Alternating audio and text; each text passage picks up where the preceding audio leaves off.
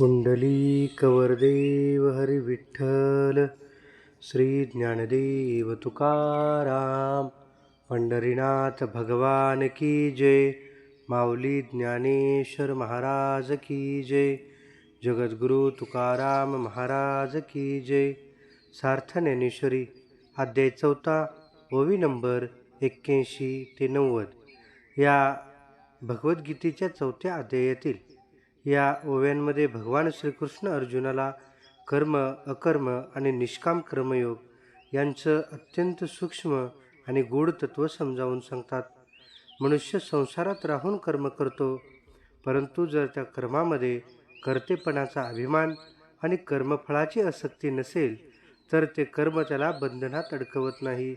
संत ज्ञानेश्वर महाराजांनी ज्ञानेश्वरीच्या ओव्यातून हेच तत्व अत्यंत सोप्या, रसाळ आणि जीवनाला उपयोगी अशा भाषेत स्पष्ट केले आहे.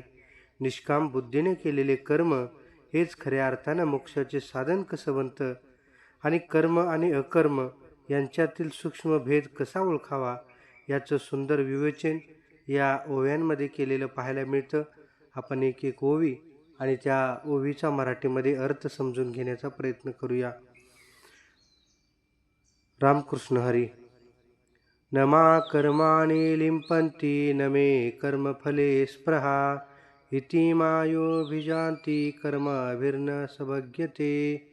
भगवान श्रीकृष्ण म्हणतात, मला कर्माचा लेप लागत नाही आणि कर्मफळाची इच्छाही नाही.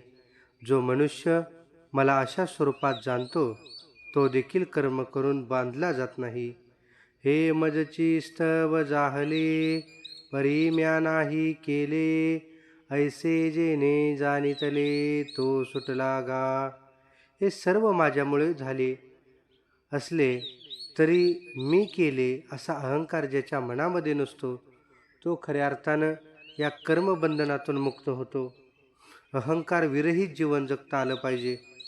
एवं ज्ञात्वा कृतं कर्म पूर्वेरपि मुमुक्षुभिः कुरु कर्मेव तस्मात् त्वं पूर्वे पूर्वतरं कृतं. पूर्वीच्या मोक्षाची इच्छा करणाऱ्या ज्ञानी पुरुषांनाही हे तत्व जाणून कर्म केले आणि म्हणून तूही तुझी कर्तव्य कर्मे कर, फळाची अपेक्षा ठेवू नये. जीवनामध्ये कर्म करत असताना मला फळ मिळावं ही अपेक्षा न ठेवता ही कर्म करत राहावे. मागील मुमुक्षे जे होते तीही ऐसी याची जाणोनी माते, कर्मे केली समजते धनुर्धरा. हे अर्जुना, पूर्वीचे मुमुक्षु पुरुषी मला असे जाणून की सर्व कर्मे करीत होते की भगवान परमात्म्याला जाणून मानून आपण जी कर्म करतो ते खऱ्या अर्थाने ईश्वराला अभिप्रेत असतात.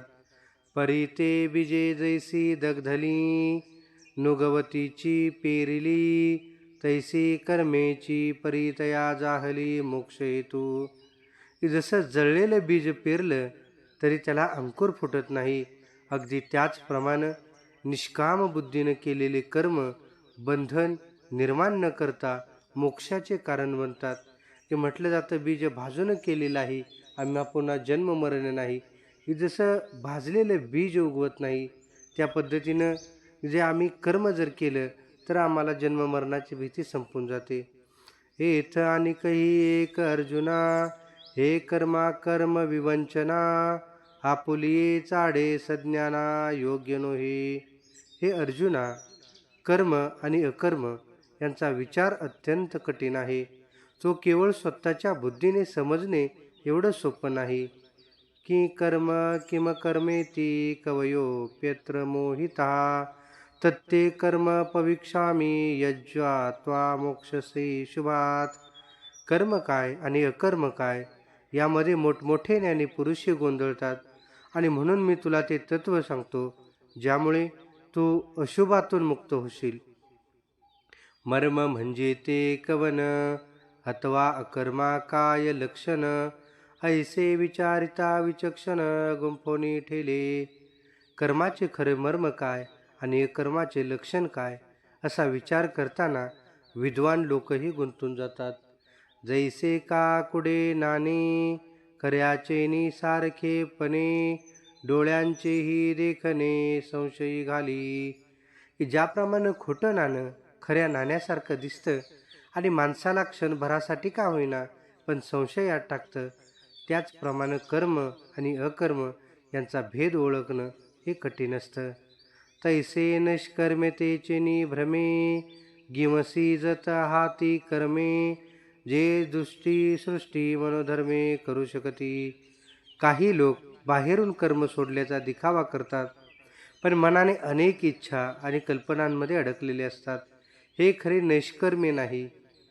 वाचोनी मूर्खाची गोठी कायसी हेत मोहरेगा क्रांतदर्शी मनोनी आता तेची परियसी सांगेन तुझ.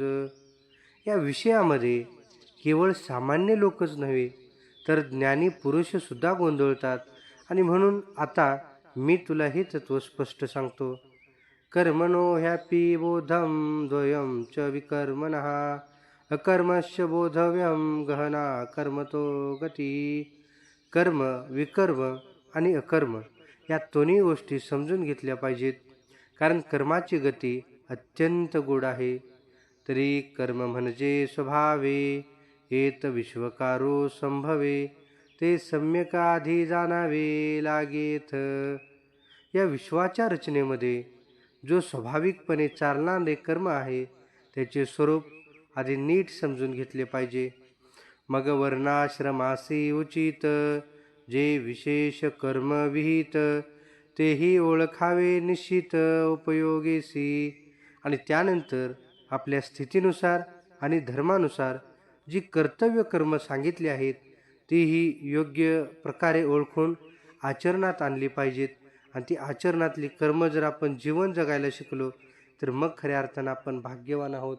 या ओव्यांच्या माध्यमातून हेच सांगायचं आहे की कर्म टाळणे हा मोक्षाचा मार्ग नाही.